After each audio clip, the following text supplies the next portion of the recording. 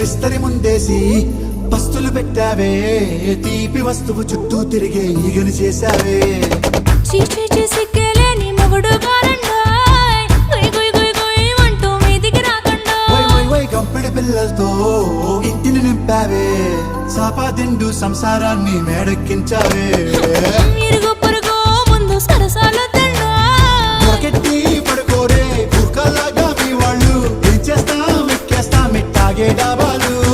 పెళ్ళయి సన్నాళ్ళే అయినా కానీ మాస్తారు, తగ్గేదే లేదంటూ నా కొంగడికే పడుతుంటారు. హే గోదారి గట్టు మీద రామసలకావే,